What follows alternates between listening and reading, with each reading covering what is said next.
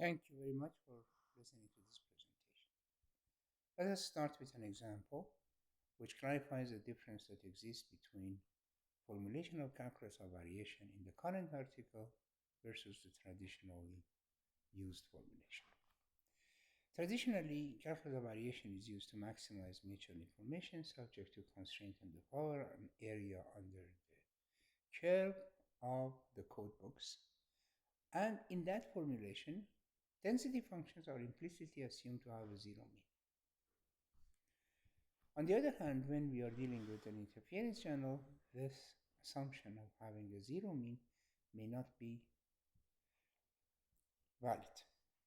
Let us look at this example, a channel with input as a Gaussian codebook, interference, noise, and output.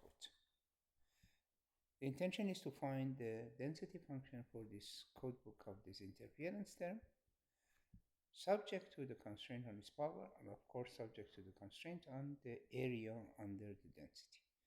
And here the constraint on power is forced to be satisfied with equality.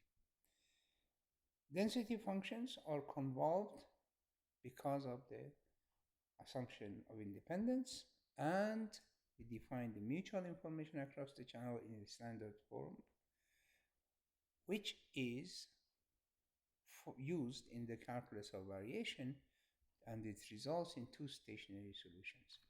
One minimizes the mutual information, and it's achieved when the interference term has a zero mean and the variance is satisfied with equality in the power constraint, and the maximum, on the other hand, is achieved when the interference term is a constant value with zero variance, which is again a Gaussian density. So here with this example now, let's start looking at the problem statement. We have an interference channel with coefficient less than 1. Intention is to maximize the weighted sum rate, subject to constraint on the power of user 1 and user 2, which are forced to be satisfied with equality.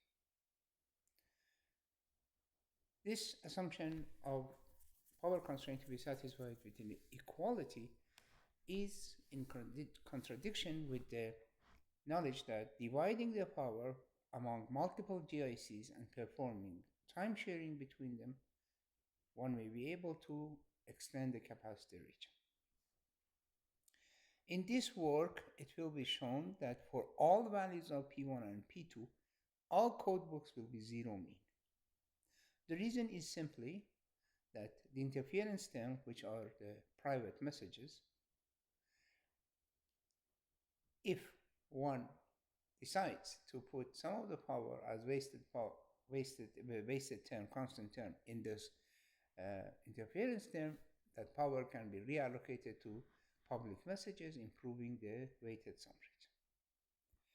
And for zero mean codebooks, one can focus on the single GIC with power constraint satisfied with equality.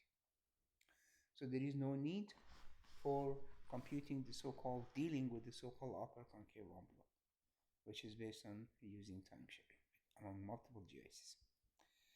Now, codebooks for the four messages are public and private messages, which are added together to form message x1 and x2. They're moving along the boundary, which is along the lower part of the boundary, meaning that mu is less than or equal to 1, is performed on a segment by segment basis. A segment is part of the boundary in which the structure of the code words, if there is a public message or not, if there is a private message or not, and their decoding method, which is successive or joint, it doesn't change. Only the power allocation among the public and private messages of one or both users is modified. To clarify this in further detail, let's start from the point that maximizes the rate for user 1 is known that user 1 sends private, user 2 sends public, and Gaussian achieves this point, maximizes all. Moving along the boundary in the first segment is achieved by user 2 allocating some of its power from public to private. User 1 continues sending private, and the rate of user 2 is governed by the decoding constraint at user 1, which is doesn't essentially we have a successive decoding at user 1 and both user 1 and user 2. That's essentially what it means.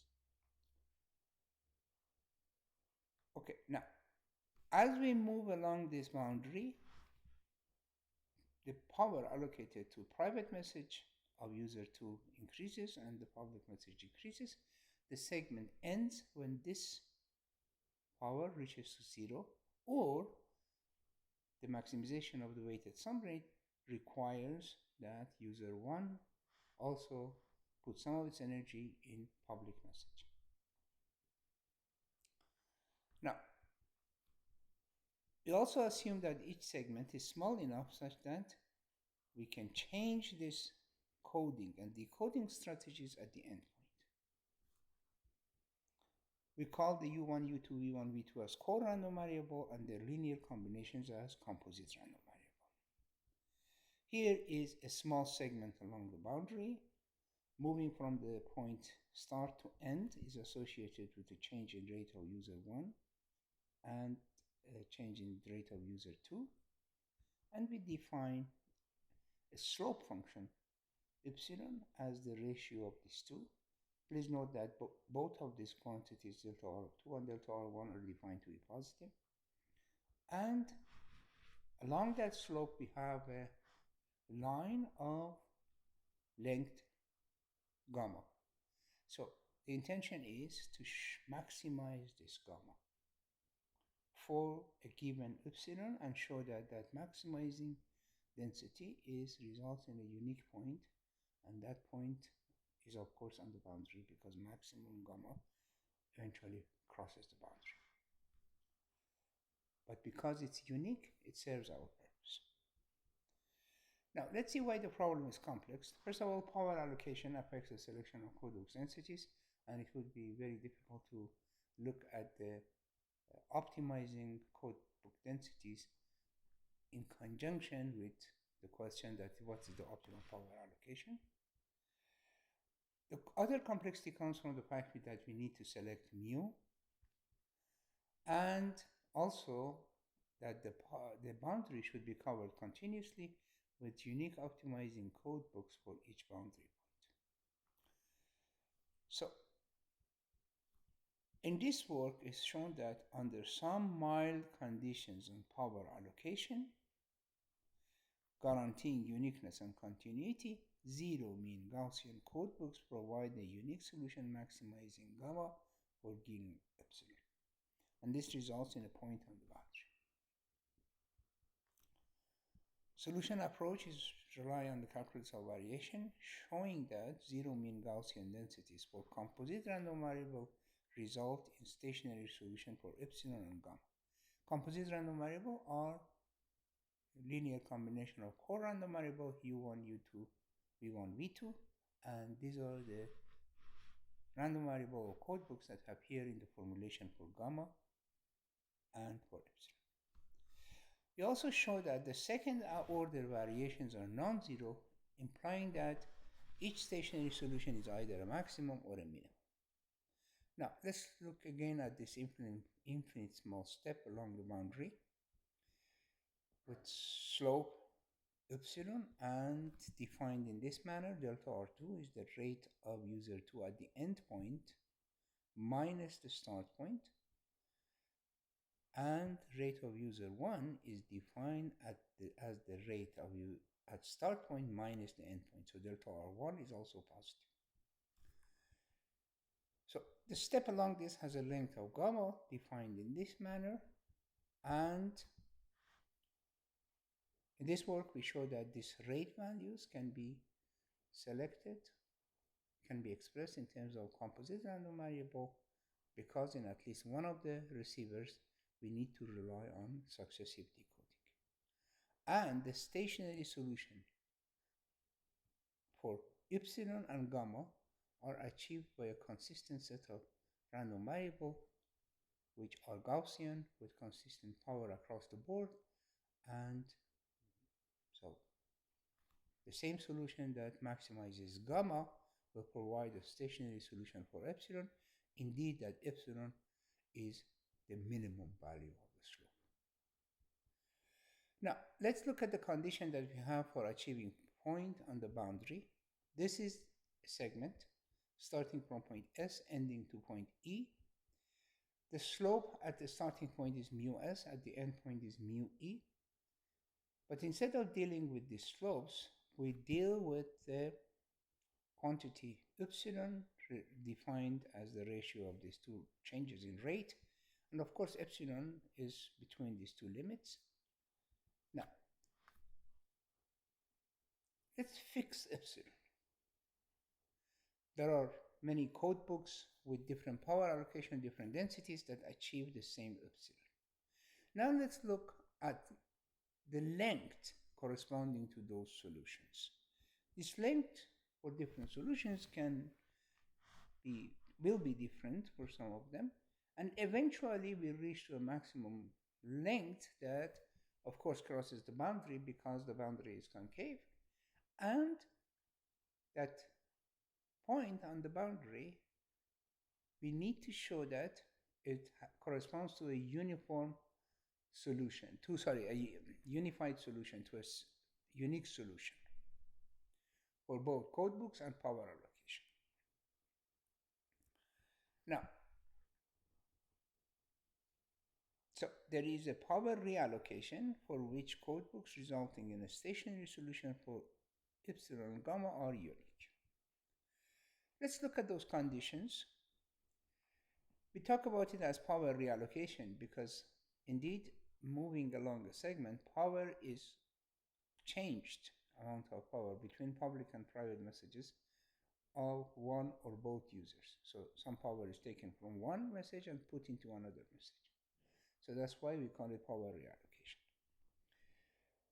So we need pair of reallocated power values for one or both users such that moving along the boundary can be performed with unique code books and in a continuous manner. We show that this can be achieved using two conditions. One is a stronger condition called parity of minimality, or based on a linear change in power reallocation, which is guided by time sharing. To look at this more carefully, let's look at this segment from a start point with power reallocation 0, 0, 0, 0, ending to point E with power reallocation shown here. In this power reallocation vector, we have this quantity plus this quantity equal to 0. This quantity plus this quantity equal to 0. Now, the changes in the rate are shown here. Epsilon is the slope and gamma is the length. Now let's look at the time sharing point between S and E.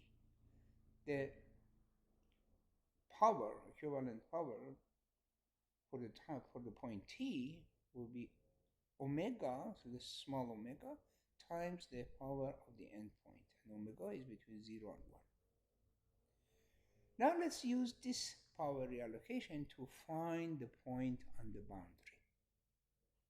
Meaning that for fixing this power reallocation, let's find a stationary solution for epsilon and gamma, and that stationary solution for epsilon minimizes epsilon, and the one for gamma maximizes gamma. And this minimum maximum are discussed in the paper because we have the second order variation non-zero, and the conditions, these two conditions guarantee unique solution because the boundary is concave. So you can look at the paper for details. Bottom line, we have these two also.